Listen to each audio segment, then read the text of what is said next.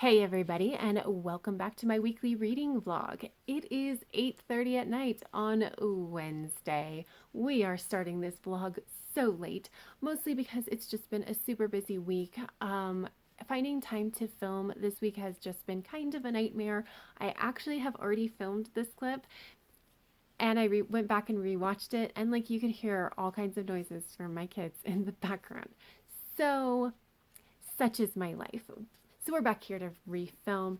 I do have some actual updates. First and foremost, I did finish The Anthropocene Reviewed by John Green. So this is an adult nonfiction where John Green just kind of writes these essays reviewing various facets of modern day life. It is very memoir-ish as well because he frequently talks about how those things relate to him and his own life. I have filmed a full length review. I actually did it before I filmed this clip, refilmed this clip, I guess. And it will be going up tomorrow. So by the time you're seeing this reading vlog, it will already be up. But basically, I really liked it. I thought that the writing was great. It helps to have good expectations going in, namely that like John Green tends to meander through his essays, but everything always adds to the bigger picture.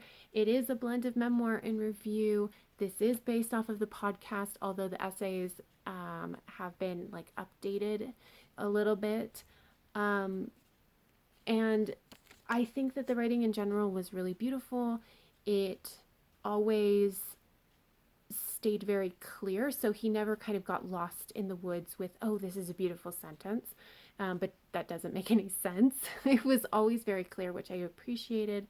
Um, and I thought that the subjects of the reviews were varied and interesting. Although sometimes some of the things with John's Green's writing style is very much not my thing. And honestly, like, I wasn't able to connect with this book because basically, like, the world is a dumpster fire. So I'm just not really in the right headspace to connect with this book. So I did end up giving it 4 stars. I think that if I reread it later on when I'm in a better headspace, I might connect with it a little bit better. But overall, it was still a worthwhile read. And then I picked up Glory in Death by J.D. Robb, which is the second book in the In Death series. So this is a murder mystery series, and we're following our main character of Eve, who is a homicide detective. And honestly, like, I'm not even sure how to sum up the murder mystery of this one, but it's a murder mystery. But this is, by the way, a futuristic world as well. So that's an interesting kind of thing. Um, I have already finished this.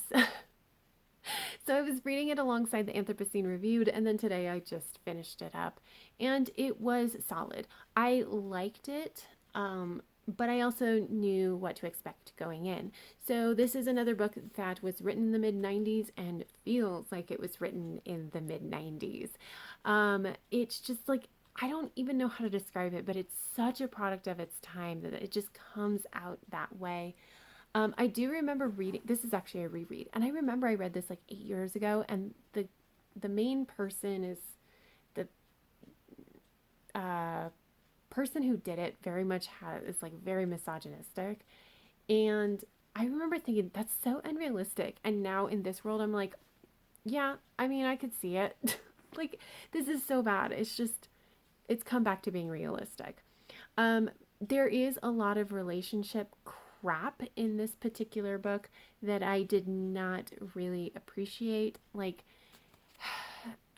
even her love interest, they're still trying to figure out each other, and I think it's all stupid, okay? Like, it's all alpha crap, and it just bothers me that they can't just talk. Um, and my thing is, like, if you can't talk about your relationship, then you're not emotionally mature enough to be in the relationship. So it was very hard to kind of deal with that in this particular book. It's okay. I know they fix it later on. It'll calm down. Um, Also in this book, which I just wanted to mention, it doesn't last very long, but there is a character in here that I think that Nora Roberts as JD Robb was trying to write their dialogue in AAVE. And if that's the case, it was not a good look. because it wasn't even grammatically accurate for AAVE, which is bad because if I can tell, that's bad. So, yeah, very, very much a product of its time. Definitely not for everyone, but I do enjoy the murder mystery aspect of it. And I know that the relationships calm down. And also, like, one of my favorite characters was introduced at the end of this. So, I'm obviously going to continue on with this, but I did give this 3 stars. So now I'm going to go ahead and pick up Into the Bright Unknown by Rae Carson, the 3rd book in the Gold Seer trilogy. So in this trilogy, we're following our main character of Leah. I forgot her name for a moment, but we're following Leah, and she has the ability to sense gold, which is great because she is living in the time of the gold rush, and she has moved out to California. She did that in the first book. It was very Oregon Trail-ish, and she dealt with her conniving family member in the last book, and now she has to go head to head with the governor to ensure that this settlement that she has helped found is allowed to become a town. And I am really excited to get into this. I don't actually remember this book all that well, like this particular one.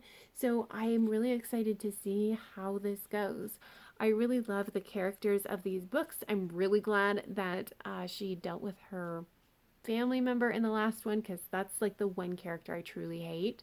And so I feel like I can just go into this book and just enjoy it, right? Because I love the character. I really do love the characters. And again, I don't remember almost anything about this book. So very excited to see how it goes.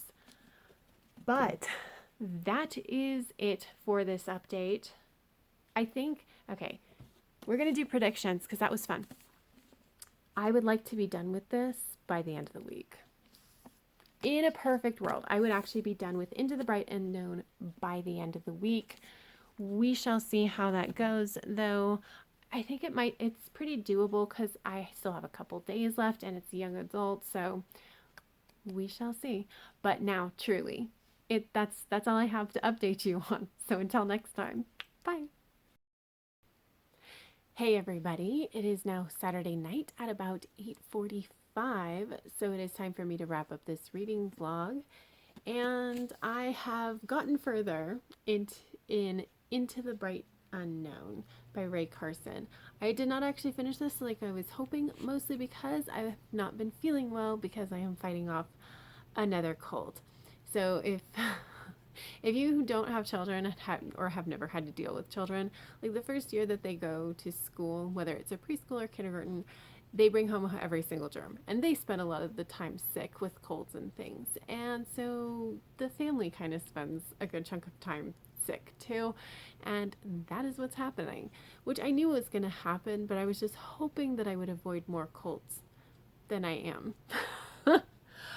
So yeah, I am fighting off being sick again. That's a pattern that is likely to continue. So that means that I didn't get quite as far in this as I was hoping. I'm on page 200 out of about 350, so a little bit over halfway. And I like it. Like, I like the story and I love these characters, and there's some that have really grown on me over the series, but it's kind of a little strange. This doesn't feel as much like your normal trilogy.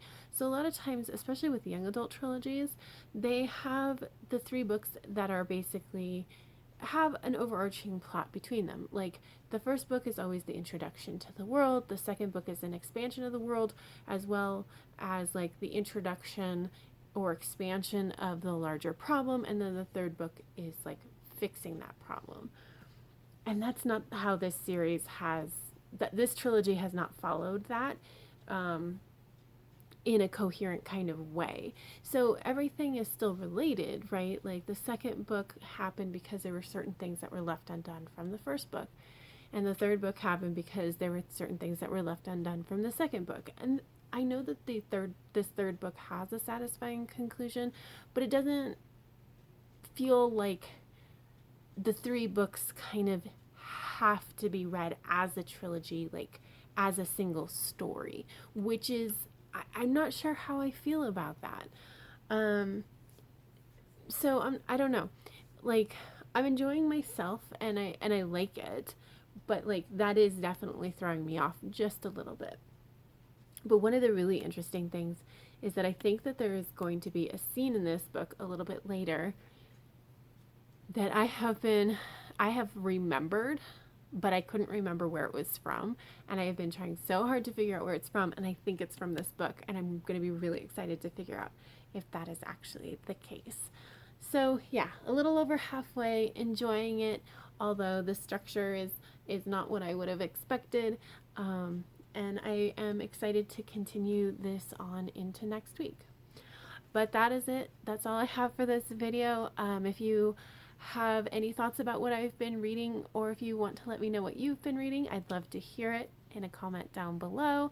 But that's it. So if you like this video, please give it a thumbs up. And until next time, have happy reading, and I will see you in the next video.